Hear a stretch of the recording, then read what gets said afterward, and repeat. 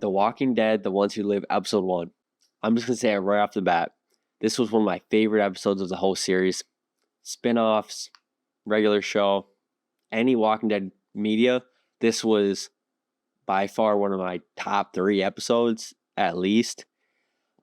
This felt like a movie. From start to finish, this whole episode just felt like a movie. It felt like they just released one of the Rick Grimes movies as the first episode.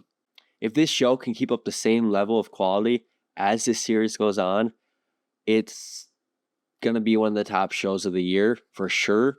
I like this episode better than all of The Last of Us episodes already. A surprise to me and a surprise to a lot of other people in this episode was Okafor.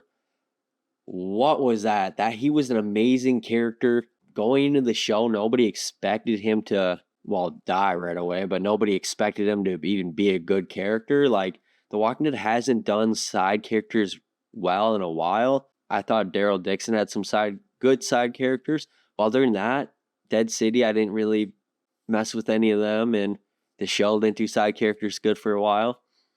Okafor was great. He really was. The fight scene between Okafor and Rick was amazing. That was one of the better fight scenes of The Walking Dead. The Walking Dead hasn't really had the best fight scenes for the most part, but this one they totally knocked out of the park. I loved it. This episode really showed how gone Rick was, like how depressed he was and how much he wanted to get back. And a curveball at the end of the episode, him giving up, I would have never expected that, but it just adds that much more depth to his character. And now it's a question between, okay, I have Michonne back, but then I have the CRM and this responsibility.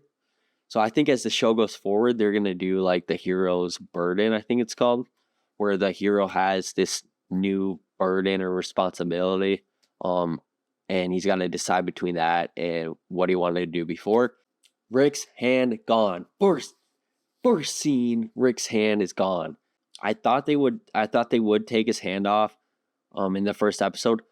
First scene like that, I had to pause it. I just had to sit there and I was like, oh, it's so, dude. I really do like that. I know a lot of people have issues with his hand being gone.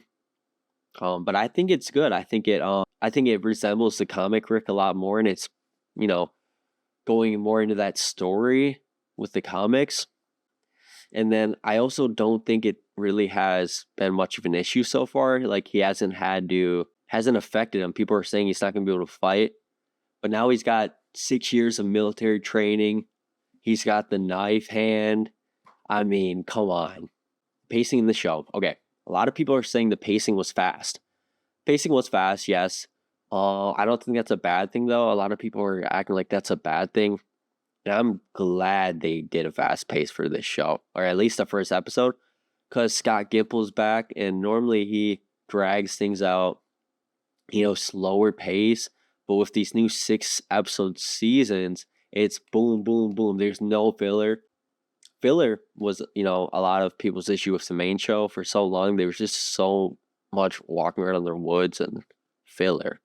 But now with these 6-episode seasons, it's just boom, boom, boom. Let's go. Like, let's really get into it. Rating. Episode 1, I'm going to come in with a 9.7 out of 10. I think, honestly, this was one of the better episodes of television that I've seen. I'm obviously biased, but the payoff of waiting 6 years and then watching this was just amazing. I think it was up there with Better Call Saul finale, some Breaking Bad episodes. Like, this was very good.